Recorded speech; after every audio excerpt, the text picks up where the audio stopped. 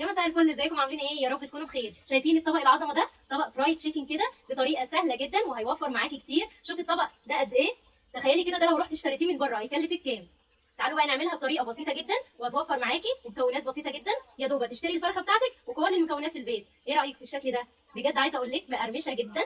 بصوا بصوا، دي تقريبا حته كبيره. شايفين دايبه ومستويه من جوه ازاي؟ بجد خطيره. وكمان عملت معاها اجنحه كده، شايفين كريسبي ازاي ومقرمشه كده وخطيره. بصوا بصوا، بجد هتعجبكم جدا على طريقتي. جربوها وقولوا لي رايكم ايه. ولو اول مره تشوفوني ما تنسوش تعملوا متابعه وشير. شكرا ليكم. بالشكل ده كده بالمقص او بالسكينه متوفر عندكم. بصوا انا قطعتها كده بالنص.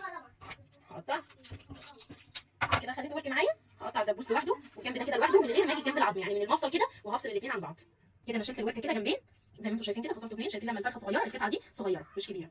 واكمل برده الباقي اللي معايا بالشكل ده كده.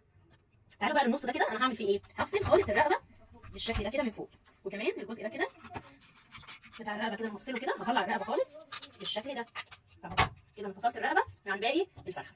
هقسم كده الجزء ده كده كده بالنص كده، هقسمه وهعملها على 4 قطع.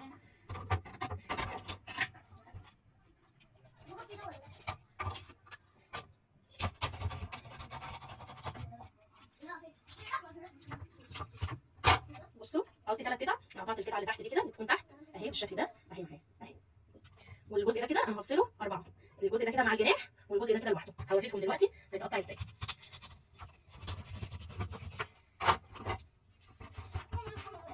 بقى معايا بالشكل ده كده. دي بقى هفصل كده الجناح مع حته صغيره، وباقي الحته دي كده هفصلها كده، يعني هقطعها بالشكل ده كده اهو. بقى دي كده مع الجناح، بقى دي كده طلعت لوحديها. برده الجزء ده كده يعني ايه، هي كده هفصل دي كده عندي اهي بكل سهوله خالص. اتفصلت اهي. بقت بتاعت ايه؟ بتاعت الصدر كده. بقى معايا الجناح بالشكل ده كده. ابتدي اعمل ايه بقى؟ يعني مثلا الدبوس معايا بالشكل ده كده، اعمل فيه فتحات كده بالمقص او بالسكينه صغيره كده، عشان ايه؟ لما اجي اتبل التتبيله تدخل ايه في الانسجه بتاعت ايه؟ الفراخ. هبتدي اعمل لها ايه؟ كده فتحات صغيره عشان ايه؟ التتبيله تدخل ايه؟ جوه الفراخ والانسجه بتاعتها اهي. حته زي دي كده مثلا اهي، هعمل فيها ايه؟ زي فتحات صغيره كده عشان التتبيله تدخل جواها وتتبل معايا كويس بالشكل ده كده. كده معايا كل الفراخ. هنعمل معايا برده بالشكل ده كده، هعمل فيها فتحات صغيره قبل ما اتبلها. وبعد بقى ايه ما قطعت الفراخ كويس جدا وعملت لها فتحات صغيره كده عشان تشرب من التتبيله، انا ركنتها على جنب ماشي عشان تصفي كل الميه اللي فيها. ونيجي بقى ايه للتوابل بتاعتنا الخطيره دي. معلقه كبيره بابريكا، معلقه كبيره توم باودر، معلقه كبيره بصل باودر، معلقه كبيره مرق دجاج، معلقه كبيره ملح. كده البهارات اللي بالمعلقه الكبيره. المعلقه الصغيره معلقه شطه صغيره، معلقه فلفل اسود صغيره. هنزل في بوله فاضيه البهارات بتاعتي دي. والخطوه المهمه كوبايه لبن رايب، لو مش موجود لبن رايب يبقى لبن حليب دافي. وهنزل عليه بمعلقه خل كده ابيض، معلقه. اهم حاجه الخطوه دي يكون اللبن دافي، عشان انا هقلبه دلوقتي بتر ميلك. هقلبه كده بتر ميلك، هتلاقيه ايه؟ معلقه خل على كوبايه لبن حليب لو مش موجود عندك لبن رايب. هنزل بيها على التوابل بتاعتي كده في البوله الفاضيه. وبقى معايا الخليط معايا بالشكل ده. اقلب كل الكلام ده كويس جدا. هحاول اتاكد ان ايه، ان كل ايه الخليط بقى ايه بالشكل ده. هنا قلبت كل الكلام ده كده بصوا بالشكل ده كده معايا. متاكد ان هو اتقلب كويس عشان ما يبقاش فيه ايه اي تكتلات كده. بعد ما قلبت كل المكونات وبقت معايا بالشكل ده كده كل التوابل، هنزل كده بمعلقه صغيره هريسه شطه زي ما تحبوا، دي اختياري. انا هنزل كده بمعلقه صغيره على كل الكلام ده كده. وكمان الثوم المفروم معلقه صغيره برده كده على الكلام ده كده، وهقلب كويس جدا كده. انا اتاكدت ان كل ايه التوابل معايا اتقلبت كويس، وكده الخليط معايا بقى جاهز. وكمان جبت الفراخ بتاعتي اهي، طبعا عامله فيها فتحات زي ما قلت لكم. هنزل بيها على الخليط كل الفراخ اللي معايا.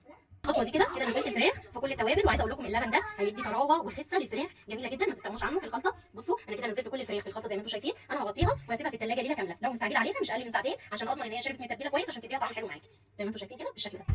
بصوا بقى الخطوه دي، الفراخ انا سبتها مش اقل من ساعتين في الثلاجه زي ما قلت لكم. بعد التتبيله هسيبها ليله كامله، او لو انا مستعجله هسيبها ايه مش اقل من ساعتين في التتبيله الخطيره دي. بصوا بقى معايا هنا كوبايتين دقيق على نص كوبايه نشا. طبعا ده انا عيرت المعيار ده على اساس حجم الفراخ اللي معايا. طبعا لو انت عامله كميه فراخ اكبر من كده فهتزودي الدقيق وهتزودي النشا. دول كوبايتين دقيق عليهم نص كوبايه نشا ماشي. هنقلبهم كويس جدا كده لحد ما ايه يبقى خليط واحد. بعد ما ايه ما قلبت النشا والدقيق على بعض كده بالشكل ده كانهم خليط واحد، هنزل بالبهارات اللي انا حطيتها في الاول، اللي هو حبه شطه كده نص معلقه، نص معلقه فلفل، معلقه بصل باودر، نص معلقه توم باودر، نص معلقه بابريكا، نص معلقه ملح، اللي هي بمقدار معلقه صغيره من البهارات دي. انا حطيت نص معلقه كبيره يعني معيار معلقه صغيره من الكلام ده. اقلبه كده على الدقيق لحد ايه ما يندمجوا كلهم مع بعض. بقى معايا بالشكل ده كده الكفر الخارجي بتاع الفراخ بالشكل ده كده. عشان اقليها بقى انا هحط كده في حله كده صغيره عشان يبقى زيت غزير مش في الطاسه، وهزود كده الزيت عشان انا عايزه الزيت بتاعي يكون زيت غزير. فانا حطيت معايا كميه الزيت دي في حله صغيره، ومعايا كده بوله فيها ميه ساقعه كان فيها تلج، والتلج ساخ، فدي ميه ساقعه جدا من الفريزر عشان اجهز ايه الفراخ بتاعتي. بصوا انا هنا الفراخ بتاعتي همسك كده قطعه الفراخ تمام، اصفيها كده من الخليط كويس، وهنزل بيه على الدقيق والنشا بالشكل ده كده، وهعمل كده بالشكل ده كم مره كده، وهنفضه كويس جدا، وهنزل بيه على الميه الساقعه 1 2 3، وهرفع تاني وهنزلها هنا تاني، هقلبها تاني كده بتاع 10 مرات كده بالطريقه دي، وهنفضها كويس جدا تاني، وهنزل بيها. كل ما هعمل الحركه دي انا بزود الكفر الخارجي على الفراخ، فزي ما تحبوا ايه تزودوا هتعملوا الحركه دي كده، وهتنزلوا تاني في الميه الساقعه 1 2 3 يا دوب تطلع، وننزل تاني بالشكل ده كده. وانا بقلب في الدقيق نعمله كده يعني ايه بالطريقه دي كده عشان ايه ياخد حجم الدقيق ونشا كتير. وهعمل كده بصوا اللي خد الشكل الكريسبي كده اللي بيبقى بيقرمش كده في الاخر، بصوا شكلها خطير ازاي. هنزل بيها على الزيت، اتاكد ان الزيت بتاعي سخن، وهنزل بيها على الزيت. درجه الحراره مش هتكون عاليه، انا عايزاها متوسطه اقل من العاليه، علشان هسيبها كده لحد ما تستوي معايا كويس وما ياخدش لون وتكون نيه من جوه. فانا ههدي النار وايه وهسيبها، انا هحط قطعتين 3، مش عايزه مكان يكون ايه متكبس فوق بعضه عشان تستوي كويس. وهعمل كل كميه الفراخ اللي معايا بالشكل ده، هنزل الدقيق هي كده بقت بالشكل ده اللي بتاخد اللون الذهبي. ممكن اطلعها بقى على ايه، على مناديل او مصفى كده. بصوا شكلها، بصوا واخده التوريقه ازاي، بصوا بجد خطيره. وعايزه اقول لكم سامعين صوتها، بصوا بجد خطيره لحد ايه الكميه اللي معايا تاخد اللون الذهبي ده كده.